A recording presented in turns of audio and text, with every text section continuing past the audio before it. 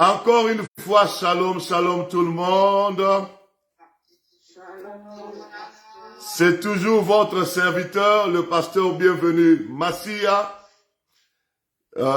avec toujours le même thème, les jours plutôt, les jours de l'enlèvement de l'Église. Nous sommes en train de parler du jour de l'enlèvement de l'Église. C'est un seul jour l'enlèvement, mais la Bible parle tellement de cela. Hier, nous avions parlé à partir de l'Apocalypse jusqu'à de Genèse jusqu'à Apocalypse. On nous parle de beaucoup d'images sur l'enlèvement. Le Seigneur Jésus-Christ lui-même, il a donné beaucoup de paraboles sur l'enlèvement. Cela démontre l'importance qu'a cette journée. Alléluia. Nous avions dit l'enlèvement, le jour de l'enlèvement, c'est un jour glorieux pour les véritables disciples de Jésus-Christ, mais aussi c'est un jour de pleurs et de grincements de dents pour les gens qui ne prennent pas au sérieux, des chrétiens rebelles, des chrétiens irresponsables, qui n'obéissent pas à la parole, quoique chrétiens, qui ne prennent pas au sérieux leur engagement en Christ, et ce genre de chrétiens se verront disqualifiés les jours de l'enlèvement. Mes frères bien-aimés, je vais vous dire la vérité, les jours de l'enlèvement arrivent bientôt. Pourquoi je confirme que ces jours arrivent bientôt, malgré que je connais ni l'heure ni le jour? Mais j'ai vu les signes, tous les signes que le Seigneur Jésus-Christ nous a donnés. Nous avons vu ces signes s'accomplir.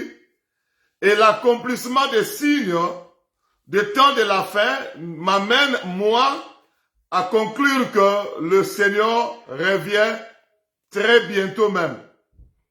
Nous devons faire très attention, nous les chrétiens qui sommes parvenus à ce temps de la fin, que ces jours ne viennent pas nous surprendre dans le péché.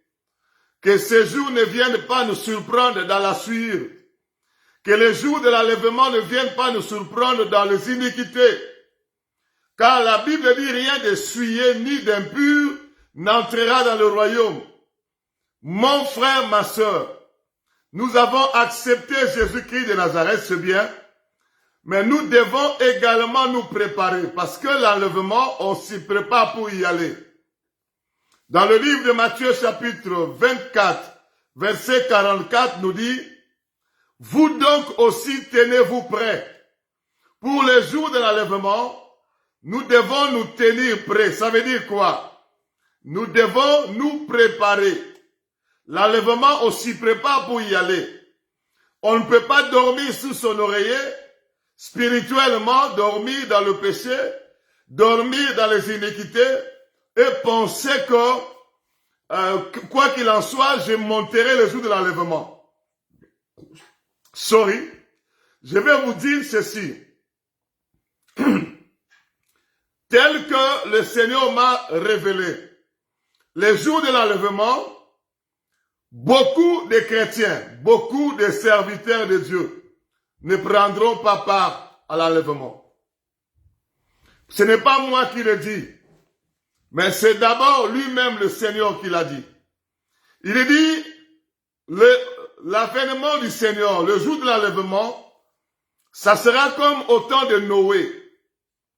Au temps de Noé, il y avait seulement 8 personnes. Le monde entier, il y avait 8 personnes sauvées. 8. Noé, sa femme, ses 3 fils et les trois épouses de ses fils. 8 personnes. Le monde entier de l'époque, il y a eu seulement 8 personnes sauvées. Mais le Seigneur Jésus-Christ a dit, à son retour, le jour de l'enlèvement, ça sera comme au temps de Noé. Au temps de Noé, peu de gens étaient sauvés. Hier, je l'ai dit, je le répète aujourd'hui, est-ce la volonté de Dieu que peu de gens soient sauvés? Non. Parce que la Bible dit, Dieu use de patience ne voulant qu'aucun périsse, il veut que tous arrivent à la repentance pour être sauvés. La Bible dit, il ne tarde pas pour l'accomplissement de sa promesse, mais il use de patience, ne voulant qu'aucun périsse, mais que tous arrivent à la repentance. C'est ça sa volonté, c'est exprimé dans la parole. La volonté de Dieu est que nous tous, nous puissions arriver dans la repentance. Mais le monde tel que les choses se dessinent maintenant, le monde tel que le diable a placé ses systèmes maintenant, les systèmes du diable sont placés non pas seulement dans le monde, mais les systèmes du diable sont placés même dans des églises. Tu vas voir une grande église, vous pensez que c'est Jésus-Christ qui règne là-dedans. Il y a plusieurs églises maintenant qui ne servent plus Jésus-Christ de Nazareth, qui servent le diable. Mais il y en a des gens qui ne savent même pas qu'ils sont en train de servir le diable.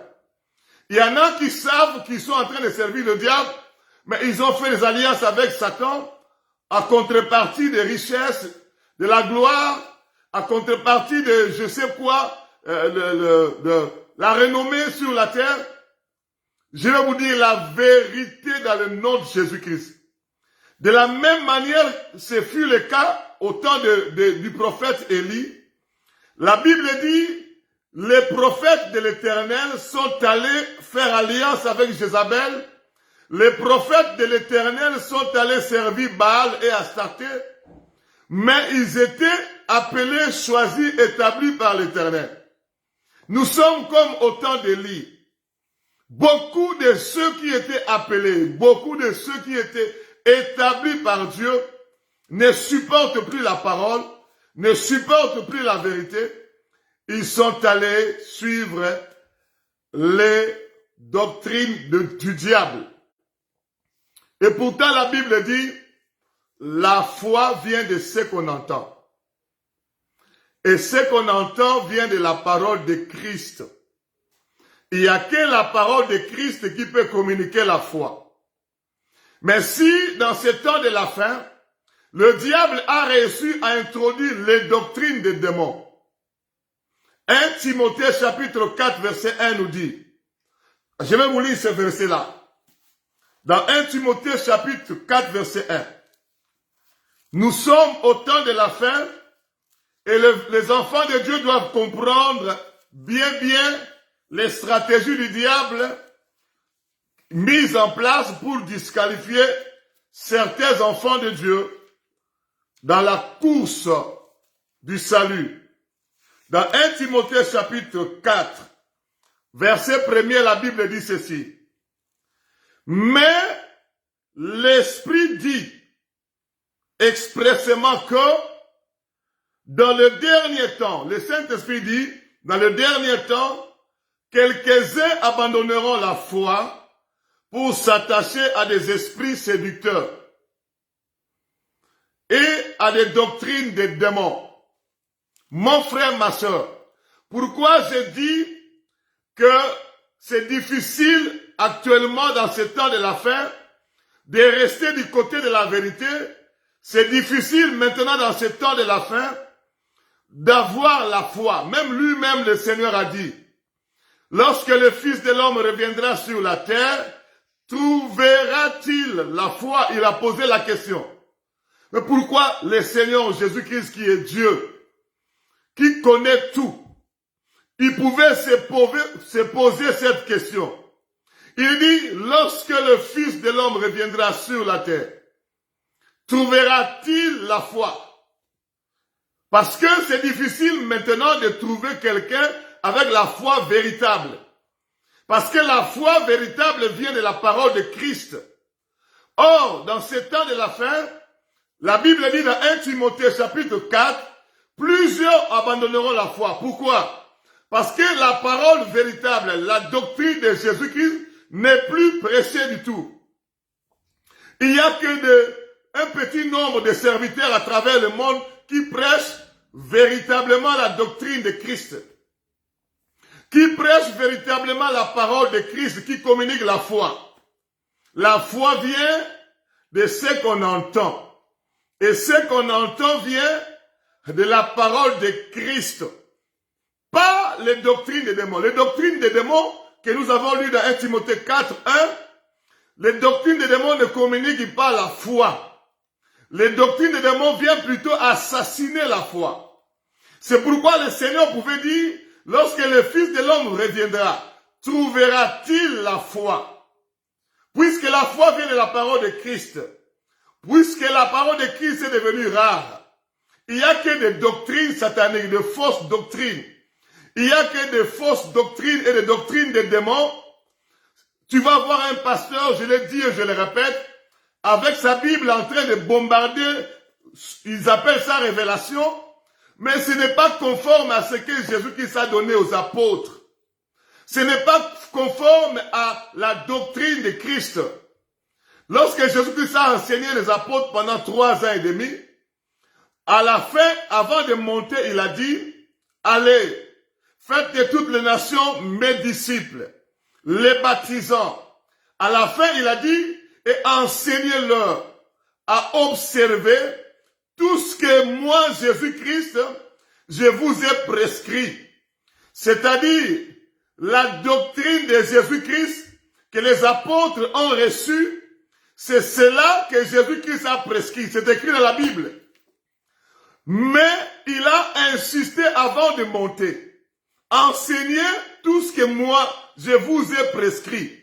Enseignez les paroles de Christ qui communiquent la foi. Mais maintenant, ce n'est plus le cas. Dans les églises, on n'enseigne plus la parole de Christ. On a les Écritures, ils lisent la parole. Mais les explications données, ce n'est pas ce que le Saint-Esprit est en train de dire à l'église. Le Saint-Esprit dit qu'au dernier temps, il y aura les doctrines des démons. Je vais vous dire, et je ne le dirai jamais assez, je répéterai toujours, les doctrines des démons, ce sont des doctrines qui attirent beaucoup de fidèles. Parce que ce sont des doctrines qui ne séparent pas le chrétien du péché. Ce sont des doctrines qui ne séparent pas les croyants des iniquités. Ce sont des doctrines conçues par les démons. Non seulement les démons vont concevoir, parce qu'on appelle ça doctrine des démons dans 1 Timothée 4.1. C'est conçu par les démons.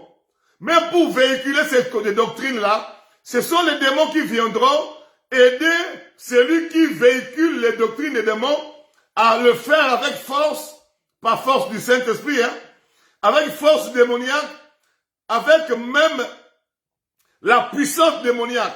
Les démons conçoivent ces doctrines-là. Ils aident ceux qui prêchent les doctrines des démons à bien véhiculer ça. Mais aussi, les démons contrôlent le fruit de leur récolte. Quand quelqu'un se met à enseigner les doctrines des démons, ceux qui ont conçu la doctrine, ceux qui ont inspiré la doctrine des démons, ils vont également gérer le produit de leur investigation. Dans chaque famille que la doctrine des démons sera enseignée, les démons viendront. Dans chaque église que la doctrine des démons seront enseignées, les démons vont suivre leur message. Et ils peuvent même créer l'atmosphère de gloire satanique, de gloire démoniaque. Vous voyez, comme les gens ont pris, entré en transe, mais ils peuvent même donner des paroles de connaissance des démons, les parler en langue des démons. Ils créent l'atmosphère de gloire satanique parce que leurs doctrines sont enseignées là-bas. Je vais vous dire la vérité au nom de Jésus-Christ. Mais la doctrine des démons ne peut jamais te communiquer la foi. Ça va plutôt nous amener à être en communion avec des démons. Mais malheureusement, dans toutes les églises du monde entier, si vous venez avec la doctrine véritable de Jésus-Christ, on vous dit non, ça ce sont des anciennes prédications, ça ce sont des choses archaïques. Nous sommes dans un monde moderne. Il y en a même qui disent que l'évangile doit être adapté par rapport à l'évolution, par rapport à la modernité satanique. La Bible dit, Dieu, le Seigneur est le même, hier, aujourd'hui, éternellement. La parole de Dieu est droite et les œuvres de la parole s'accomplissent avec fidélité. La parole ne change pas. La parole reste tel que le Seigneur a. Quand vous changez, c'est-à-dire vous enlevez quelque chose. Quand vous changez, ou bien vous rajoutez quelque chose. Or, la Bible dit, si vous rajoutez quelque chose, vous aurez des problèmes avec Dieu. Si vous retranchez quelque chose, le Seigneur va retrancher votre nom du livre de vie. Frères bien-aimés, je vais vous dire la vérité dans le puissant nom de Jésus-Christ. Nous avons un problème simplement à partir de la parole. Lorsque déjà la parole de Christ n'est plus respectée, c'est foutu. On abandonne la doctrine de Christ, on embrasse la doctrine des démons. Et la doctrine des démons ne va pas nous communiquer la foi, je l'ai déjà dit. La doctrine des démons ne va pas nous sanctifier. Voilà. La doctrine des démons ne nous sanctifiera jamais. La Bible dit sanctifie-les par la vérité, par ta parole. C'est la parole de Christ, véritable parole de Christ qui sanctifie. Mais ce n'est pas la doctrine des démons. Or, la doctrine des démons viendra pour détruire même la sanctification. Et pourtant, la Bible dit, recherchez la paix avec tous. Dans Hébreux chapitre 12, verset 14. Recherchez la paix avec tous. Et la sanctification sans laquelle personne ne verra le Seigneur. Nous ne pourrons jamais voir le Seigneur le jour de l'enlèvement si nous ne recherchons pas la sanctification. Or, la doctrine des démons détruit plutôt la sanctification. La doctrine des démons communique la souillure. Et cette souillure-là va nous disqualifier ces jours-là. Je vais vous dire la vérité, je sens vraiment qu'il faut que je vous dise la vérité. Il y a des prédicateurs qui prêchent la doctrine des démons, qui ne savent pas, qui ignorent qu'ils sont en train de travailler dans le département des démons, dans la doctrine des démons. Ils ont ramassé la doctrine des démons, peut-être dans la théologie. La théologie, c'est aussi un moyen par lequel le diable est en train de véhiculer les doctrines des démons. Vous savez, quand je parle de la théologie, beaucoup de gens vont dire, mais qu'est-ce que le monsieur est en train de raconter? Il y a mille et une, comment on appelle ça? Direction de la théologie. Il y a 1001, comment on appelle ça en français? Doctrine théologique. Les protestants ont leur théologie. Les évangéliques, même les évangéliques, il y en a 1001 façons de communiquer la théologie. Et la théologie, je vous l'ai dit au nom de Jésus-Christ, c'est parmi les choses que le diable utilise pour communiquer la doctrine des démons. On nous faisait gober un certain nombre de théories, on nous faisait gober un certain nombre de choses, et vous restez avec ça, avec des syllabus. Au lieu d'écouter ce que le Saint-Esprit dit aux églises, vous commencez à prendre ces syllabus et à bombarder ça. Vous avez l'impression d'avoir beaucoup de connaissances. Alors que devant Dieu, ce n'est pas la doctrine véritable de Christ, c'est plutôt la doctrine des démons. Vous avez comment un bagage. Moi, j'ai toujours appelé ça, c'est de l'ignorance avec bagage. On ignore, mais on a un bagage théologique. Et ce bagage théologique, c'est comme une sorte de forteresse. Toute personne qui viendra avec la vérité pure, même si lui-même, le Seigneur Jésus-Christ, descend pour te dire des choses vraies que tu vas prêcher pour préparer l'église à l'enlèvement, et ces forteresses-là qu'on appelle théologie, ça va s'élever contre la vérité. Moi, je vous dis, j'ai fait des débats avec des professeurs de théologie. Je les ai expliqué combien la théologie véhicule la doctrine des démons. Et jusque-là, je n'ai pas encore eu un seul professeur de théologie qui, en partageant la parole avec moi, me convainc que ce que je dis, c'est pas vrai.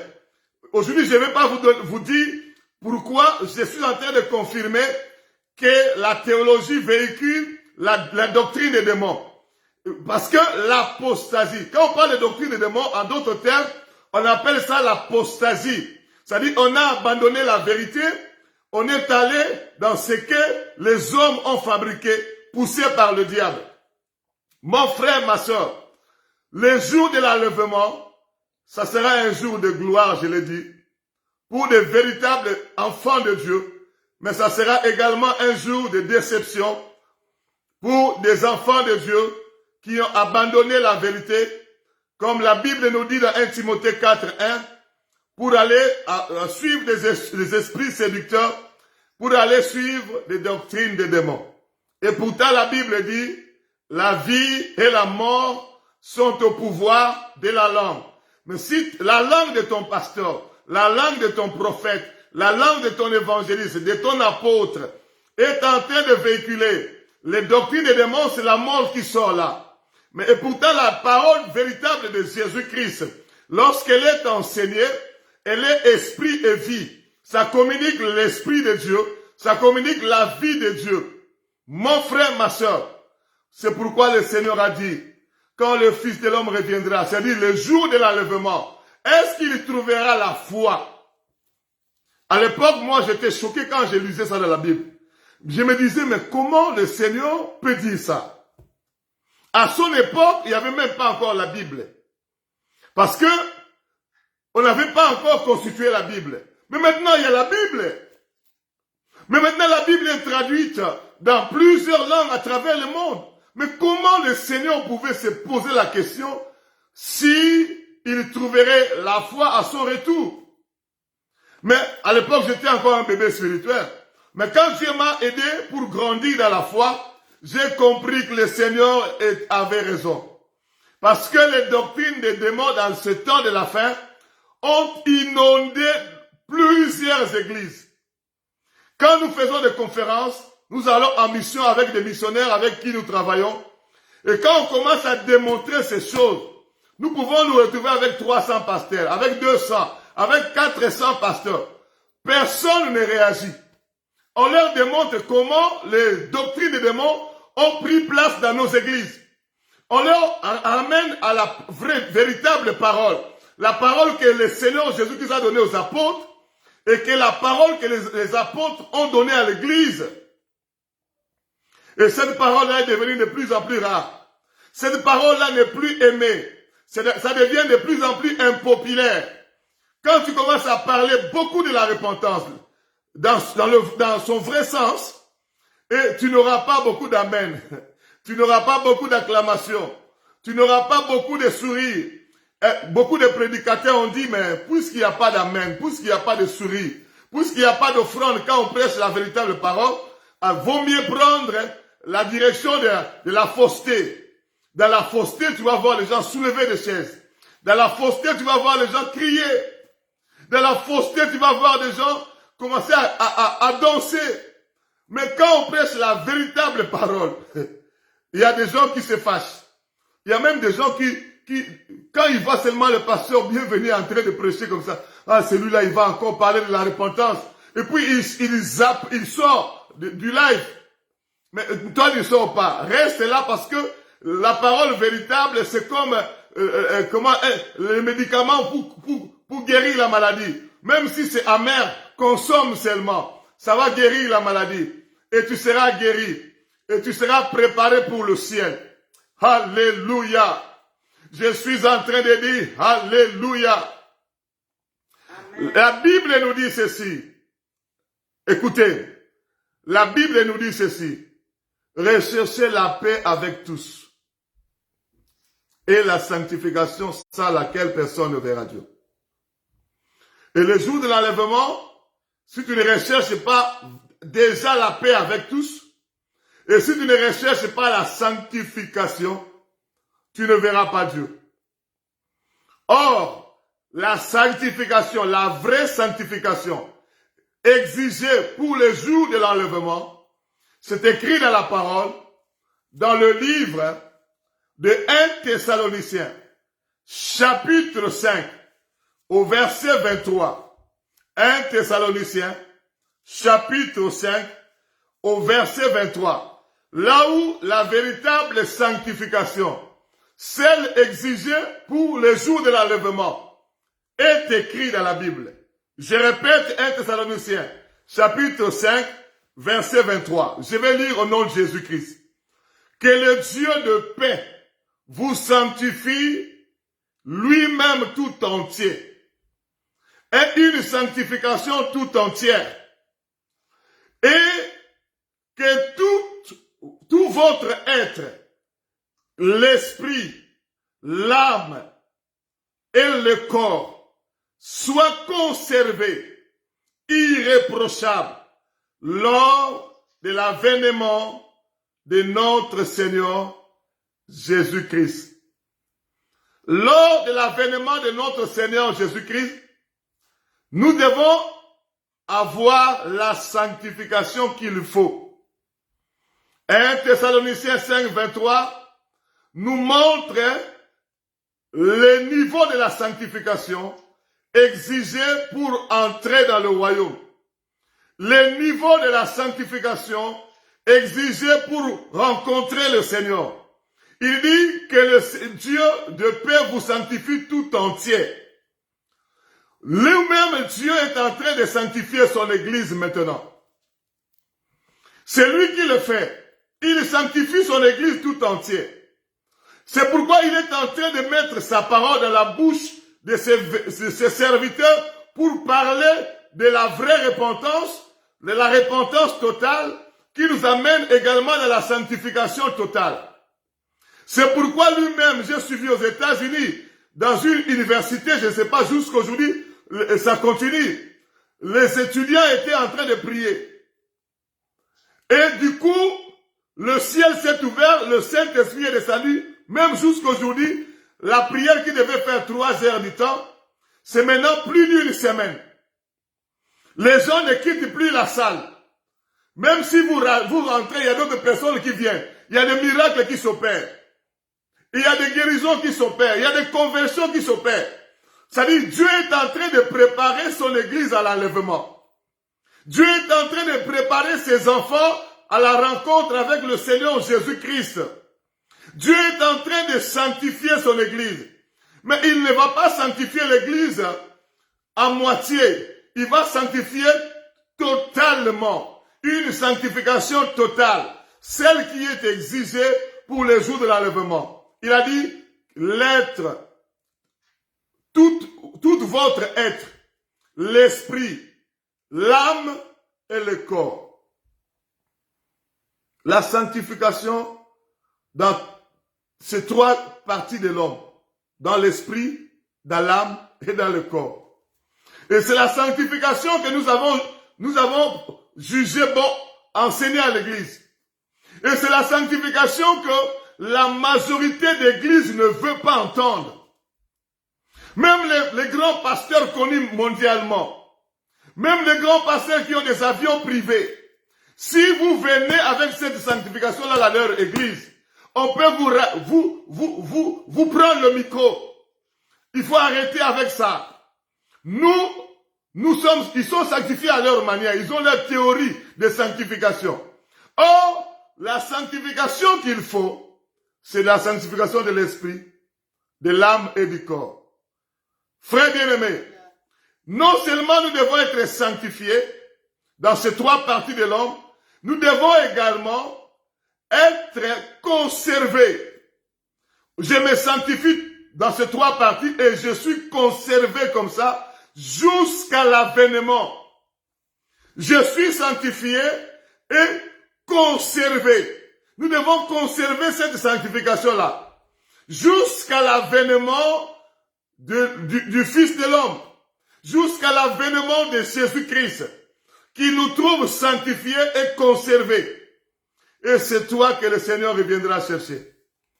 Mon frère, ma soeur, il y a 2 choses que je vais vous dire aujourd'hui, et je le dirai au nom de Jésus-Christ. La sanctification totale, un message réfuté, rejeté par la majorité d'églises. Voilà pourquoi je suis en train de vous dire que la majorité d'églises, la majorité de chrétiens ne sera pas enlevée. Une fois, je suis allé dans un pays, dans une ville enseignée. Je parlais au pasteur.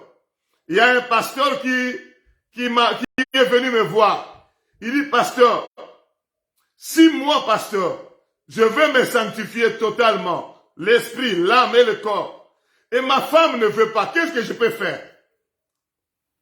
Moi, je dis, pasteur, il faut seulement prier. Il faut jeûner, prier pour ta femme. Ça veut dire que le diable a encore de l'emprise sur ta femme. Il faut continuer à l'aimer. Il faut continuer à prier pour elle, à jeûner même. Parce que le diable nous a infiltrés à un niveau terrible. L'infiltration satanique avec les doctrines des démons, c'est dans la majorité d'églises sur la terre. C'est dans la majorité des communautés sur la terre.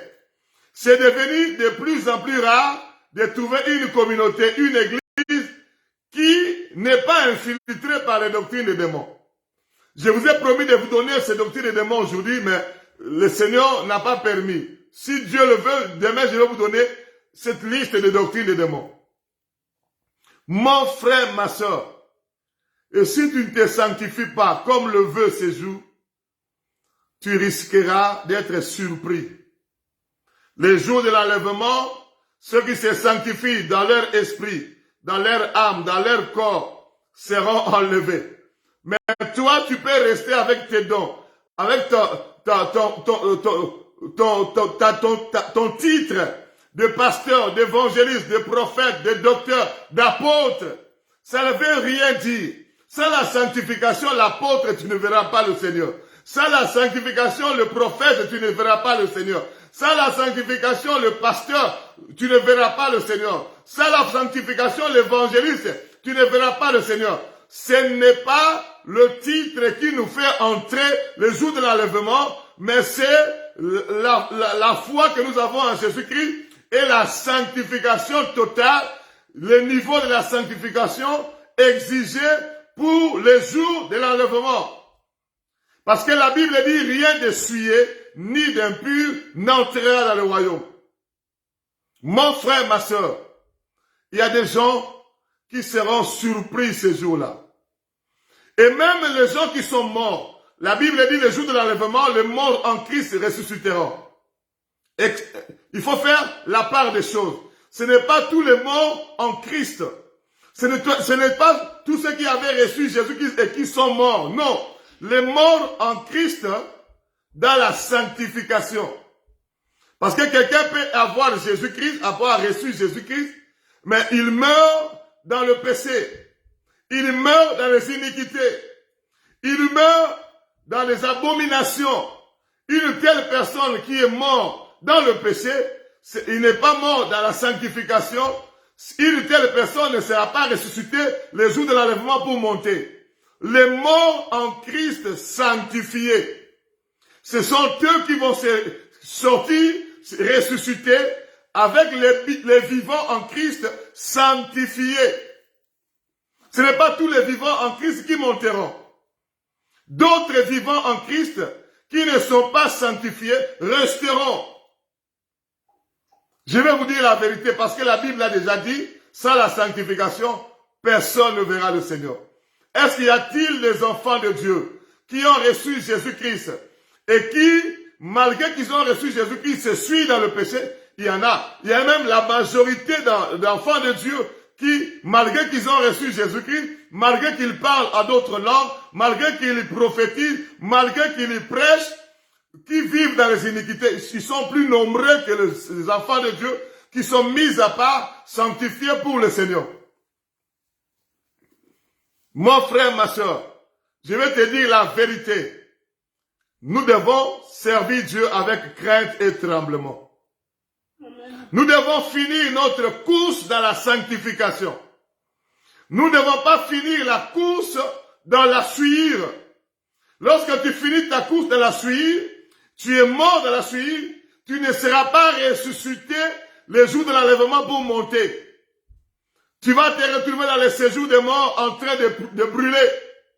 Ce n'est pas toi que le Seigneur reviendra chercher. Mais nous, dans nos églises, toutes personnes qui meurent dans nos églises, nous les sanctifions déjà par notre discours. Qu'est-ce que nous disons? Il nous a précédés dans la gloire. Il est monté. C'est faux et archi faux. Il y a des gens qui nous précèdent dans la gloire. Ceux qui sont morts dans nos églises, dans la sanctification. Mais ceux qui sont morts dans nos églises, dans la suie, ils ne sont pas montés dans la gloire. Vous savez, même les anges du ciel s'étonnent quand ils nous voient, nous, pasteurs, en train de prêcher dans un deuil, où un serviteur de Dieu, où un enfant de Dieu est mort. Il nous a précédés dans la gloire. Les anges me disent, mais qu'est-ce que le pasteur est en train de raconter? Nous n'avons pas vu ce frère-là ici. Nous n'avons pas vu cette sœur-là ici. Nous n'avons pas vu ce pasteur-là au ciel. Qu'est-ce qu'il raconte là-bas? Il s'étonne. Mon frère, dans nos églises, les gens qui meurent, la majorité n'entre pas dans le paradis. Il y a très peu de gens qui entrent dans le paradis. Très peu. Dans nos églises qui meurent. Parce que très peu de gens meurent dans nos églises dans la sanctification. Beaucoup de chrétiens meurent dans la suie. Je vous donne un seul exemple. Je suis allé en mission au mois de décembre dans une ville. J'ai trouvé un frère qui était chanteur. Il était en train de chanter. Il était un chanteur. Quand il chante, vous sentez comme si un ange qui était en train de chanter. Moi, je dis, mais ça, c'est un frère spirituel. Après, je lui dis, frère, tu es marié? Il me dit, non, je ne suis pas encore marié. Ah bon? Mais ta fiancée, je ne l'ai pas vue. Elle était là, mais est-ce celle qui chantait avec moi? Ah bon? La fille qui chantait là-bas. Je vis la fiancée avec une grossesse. Moi, je dis, mais ça, j'ai seulement dit, mais c'est quoi ça? Mais je l'ai dit dans le cœur. Après, j'ai dit, frère, viens. Mais toi, tu es fiancé. Comment ta fiancée se retrouve avec la grossesse? L'ange Gabriel est venu annoncer à la fiancée, comme ce fut le cas de Marie et Joseph, ou comment? Et le frère commence à regarder à côté. Non, c'était un accident, pasteur. Mais ce qui m'a choqué, ce n'est pas seulement parce qu'il a péché. Mais il a péché, et lui, le frère, et la sœur qu'on a engrossée, en train de chanter à l'église. Mais je suis rentré, je n'ai pas bien dormi ce jour-là. J'ai commencé à réfléchir, mais quand le Seigneur Jésus-Christ reviendra, ça sera comment? Toi qui m'écoutes, tu es un frère, tu as donné ta vie à Jésus-Christ. Toi qui m'écoutes, tu es une sœur, tu as donné ta vie à Jésus-Christ. Je vais te dire aujourd'hui, même si tu parles en langue comme plus que tout le monde, même si tu prophétises plus que tout le monde, sans la sanctification, tu seras surpris le jour de l'enlèvement de devenir comme un conteneur de péché incapable de monter. Je vais te dire la vérité, c'est le moment que chacun rentre en lui-même et s'examine.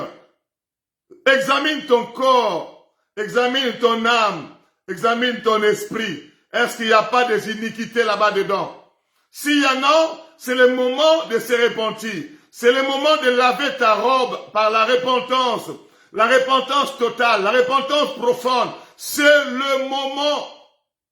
Il ne faut pas être surpris. Restez là-bas en suivant les enseignements qu'on vous donne. Mais puisque je suis sauvé, il y a un pasteur un jour qui m'a dit, quand on est sauvé, on est sauvé. On ne peut pas perdre le salut. Moi je dis, pasteur, continue à rêver. Ce jour-là, tu seras surpris. Tu seras surpris d'avoir gobé les enseignements des démons et tu te retrouves ce jour-là, l'enlèvement, tu restes. Après, tu vas corriger cet enseignement-là après l'enlèvement. Et tu verras tout ce que le diable a projeté pour faire aux enfants de Dieu qui vont rester après l'enlèvement. Peut-être un de ces 4 jours, 4 matins, on va parler de ça. Tu vas comprendre que tu avais seulement gobé les doctrines des démons qui te disent, puisque j'ai reçu Jésus-Christ, je ne peux pas perdre le salut. Et puis tu vas sombrer dans le péché, tu vas plonger dans la boue du péché, croyant que tu es en train de gagner. Or, tu es en train de courir une perte éternelle. Mon frère, le jour de l'enlèvement, ça sera terrible. Dans d'autres églises qui n'aiment pas prêcher la vérité, ils peuvent se retrouver 5000 personnes, personne n'est monté. 2000 personnes, personne n'est enlevé. De la manière où les gens refusent la vérité, on bombarde les gens avec les doctrines des démons. Mais les gens seront plus en communion avec les démons que dans la sanctification. Et surtout nous qui sommes des pasteurs, c'est pour nous le temps de dire la vérité, pour que nous soyons purs du sang de tous les fidèles. Pour que le Seigneur ne vienne pas me redemander le sang des fidèles. Je dois vous dire la vérité. Si vous trouvez que vous n'êtes pas digne de recevoir la vérité, ça c'est maintenant votre problème. Votre sang, ce sera sur vous-même. Dieu ne va pas me redemander votre sang. C'est pourquoi quand je me mets à prêcher comme ça, je le fais pour mon propre salut. Avant de penser à vous, je pense d'abord à moi-même. Je ne veux pas être rejeté en ce jour, que le Seigneur me dise, tu n'as pas prêché la vérité, tu ne monteras pas. Parce que la Bible dit, la colère de Dieu se répand sur la terre, sur toute personne qui retient la vérité captive. Tu connais la vérité, tu la retiens captive, la colère de Dieu sera sur toi. Ça ne sera pas la joie de l'Éternel. Le Seigneur de Dieu ne viendra pas te chercher toi, qui retiens la vérité captive. Ça, c'est une parole que tous les serviteurs de Dieu doivent écouter. Tous les prédicateurs de la parole doivent écouter. Parce que le Seigneur a dit, c'est sa colère qui se répand sur nous. Si nous refusons de dire la vérité, lorsque tu refuses la vérité, tu vas embrasser la doctrine des démons. Vous savez, il y a des gens qui sont sincères dans la foi, mais ils ne savent pas qu'ils sont en train de servir. Quand tu es en train de véhiculer la doctrine des démons, tu sers les démons. Quand tu es en train de prêcher la doctrine des démons, tu es en train de servir Satan. Avec le parler en langue, tu sers Satan. Avec les dons spirituels, tu sers Satan. Avec les grâces spirituelles, tu sers Satan. Avec ton don de miracle, tu sers Satan. Avec ton don de guérison, tu sers Satan. Avec ton don de parole de connaissance, tu sers Satan. Même si le Seigneur, tu vois la profondeur des choses du cœur des gens, tu prophétises. Tout le monde acclame. Mais les démons savent que tu es en train de le servir quand tu prêches la doctrine des démons. Et en ce jour-là, le Seigneur te dira, n'avons-nous pas prophétisé, n'avons-nous pas chassé les démons, n'avons-nous pas fait des miracles? Il te dira, je ne vous ai jamais connu. Manifester les dons spirituels, c'est autre chose. Ça ne nous qualifie pas pour le royaume. Ça ne nous qualifie pas pour l'enlèvement. Je peux avoir n'importe quel don. Je peux avoir chassé autant de démons. Je peux avoir opéré autant de miracles. Ça ne me qualifie pas pour l'enlèvement. Ce n'est pas une garantie pour l'enlèvement. Et c'est ce que beaucoup de gens ignorent. Ils trouvent que quand nous prions, les gens sont guéris. Ils trouvent que si le Seigneur vient, non, parce que nous avons prié au nom de Jésus-Christ. Jésus-Christ honore son nom que nous avons cité. Mais toi-même, peut-être tu n'es pas pur. Tu n'es pas prêt pour le ciel. Je suis en train de prier que le Seigneur nous amène à nous réveiller. Le Seigneur nous amène à nous réveiller, sortir de ce sommeil spirituel et comprendre que le Seigneur revient bientôt. Comprendre que le royaume, l'enlèvement, c'est une affaire de personnes sanctifiées. Et la sanctification qu'il faut, c'est de l'esprit, de l'âme et du corps. Et comprendre aussi que le charisme, c'est-à-dire les dons spirituels, ne nous qualifie pas pour l'enlèvement. Alléluia. J'avais dit ça un jour. Il y a beaucoup de pasteurs vont fuir ce jour-là. Tu es resté parce que tu n'as pas dit la vérité et les fidèles aussi sont restés. Mais les fidèles sont souvent plus nombreux que le pasteur. Et les fidèles vont se fâcher et tu vas fuir pour ne plus croiser le regard en colère des fidèles. Et d'autres fidèles vont boxer des pasteurs. Tu ne nous as pas donné la parole qu'il fallait pour que nous puissions nous retrouver dans le royaume des cieux. Tu nous as induit en erreur il y a d'autres fidèles qui vont commencer à boxer des pasteurs. Je vous dis la vérité. Mais il y a aussi d'autres fidèles qui vont se rendre compte du caractère antéchrist de leur pasteur le jour de l'enlèvement. Il appelait Daddy, Daddy, Daddy. Daddy ne te dit pas la vérité, toi tu continues à dire Daddy, Daddy, Daddy. Et ce jour-là, tu vas te rendre compte que Daddy travaillait déjà pour l'antichrist. Et tu vas te rendre compte le jour de l'enlèvement. Tu le vois à côté de Satan. Tu le vois à côté des antéchrists.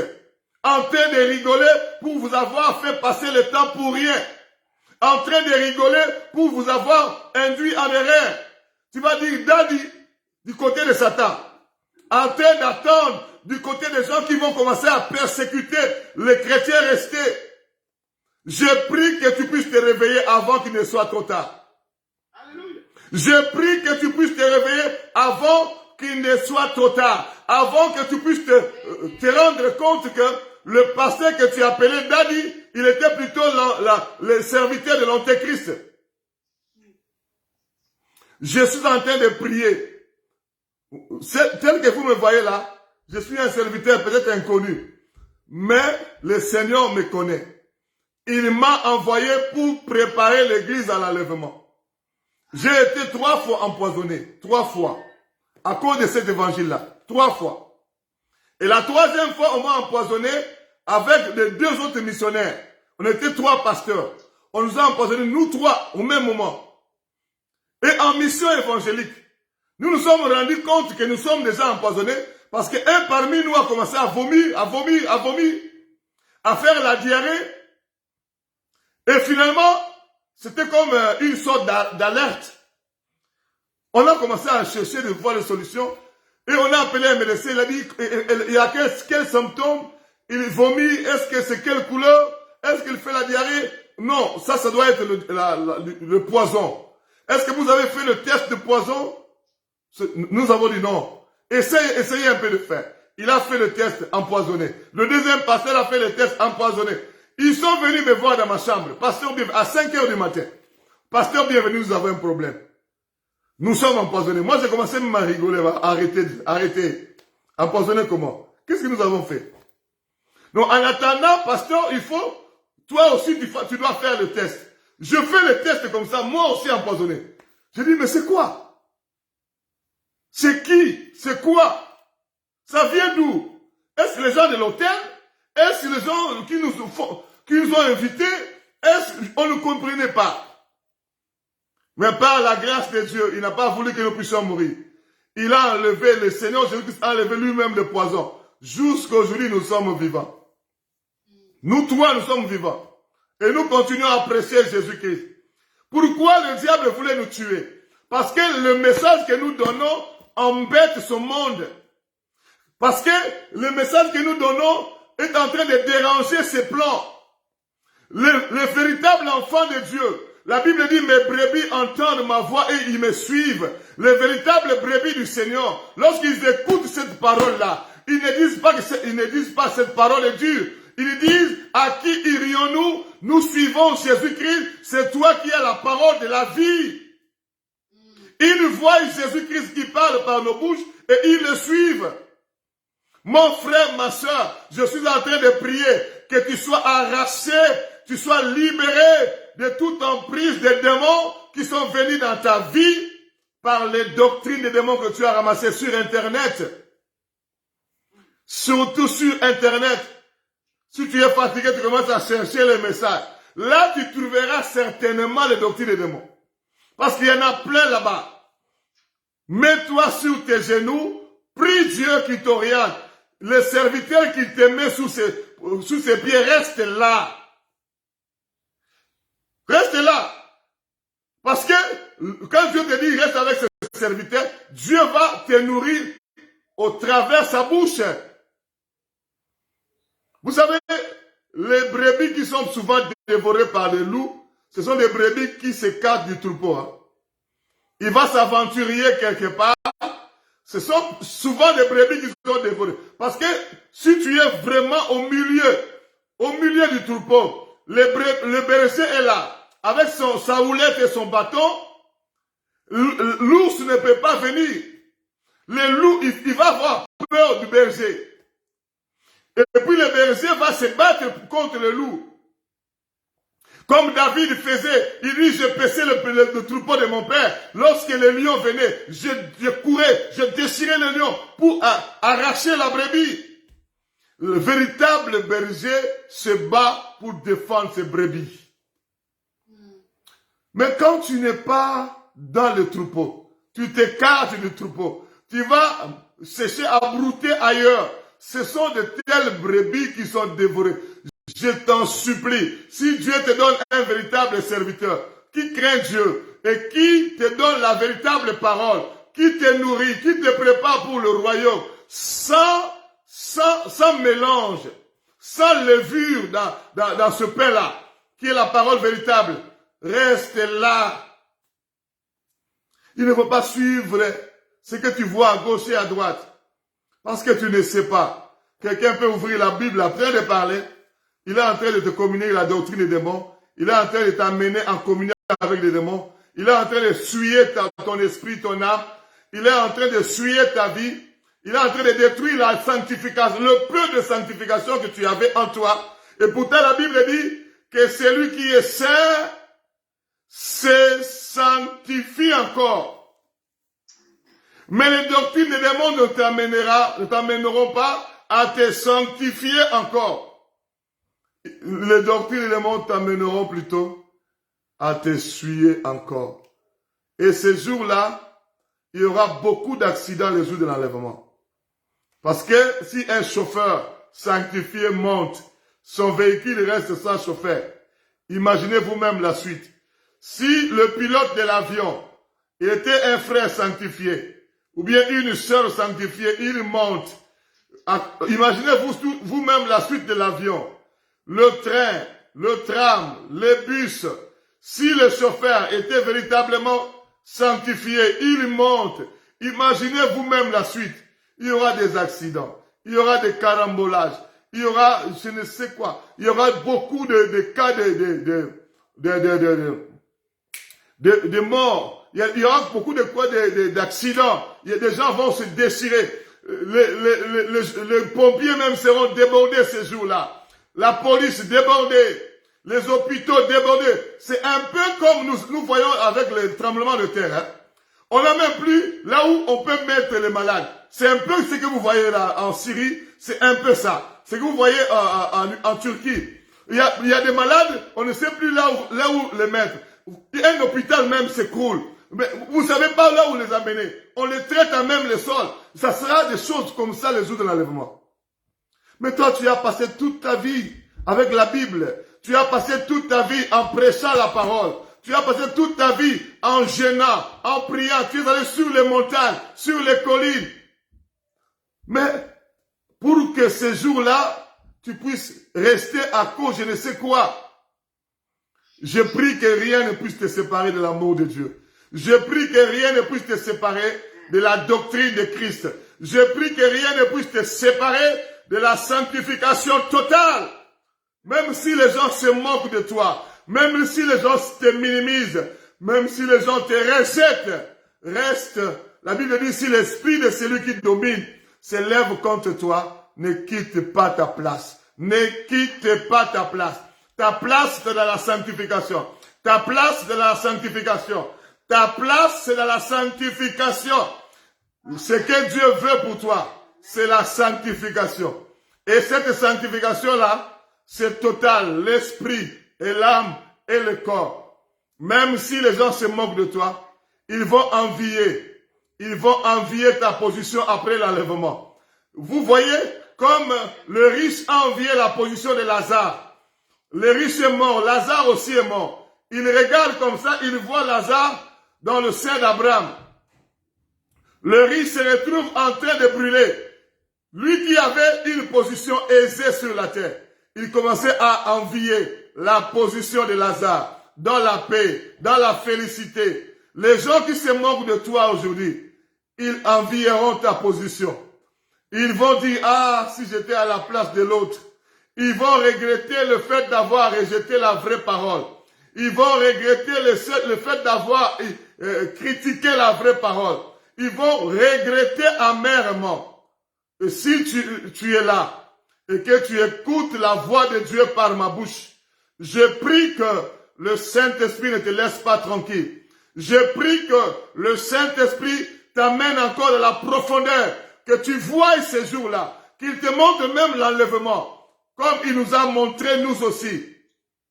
Qu'il te montre même l'enlèvement. Comment ça va se passer? Les choses qui vont venir après, pour que la crainte soit réinstallée en toi, pour que la crainte de Dieu soit ton partage. Le Seigneur ne t'a pas créé pour que tu vives la grande tribulation après l'enlèvement. Il t'a recréé en Christ pour que tu sois sauvé. Pour que tu sois sauvé. Amen. Je suis en train de prier. Et je vais prier avec toi. Est-ce que nous pouvons dire à Dieu, Seigneur, aide-moi. Que je ne suive pas la voie de tout le monde. Mais je suive la voie de la sanctification totale. Que je persévère malgré la diversité. Que je persévère malgré le combat, la persécution. Parce que beaucoup de gens avec qui nous avions commencé la sanctification, ils ont fui. Ils ont fui à cause des persécutions. Mais nous autres, nous avons accepté. Même si vous lapidez, même si vous insultez, j'entends comme si je n'ai pas entendu. Je continue à parler de la sanctification totale. Parce que je sais que sans cela, personne ne verra le Seigneur. Et si moi aussi je refuse d'en parler, peut-être que toi qui m'écoutes, tu ne vas pas te préparer. Moi, j'ai déjà accepté qu'on dise tout ce qu'on peut dire. Mais j'ai les yeux fixés vers celui qui m'a appelé. Il dit, lorsqu'on tourne les regards vers lui, on a un rayonnant de joie. Et le visage ne se couvre point de honte. Tournons nos regards vers le Seigneur. Dis, Seigneur, je veux que tu m'aides. Tu m'aides. Je veux que tu m'aides. Tu veux que tu m'aides à comprendre d'où je suis tombé et à me repentir totalement, à me sanctifier totalement. Prions le Seigneur. Prions le Seigneur. Alléluia. Prions le Seigneur. Prions le Seigneur.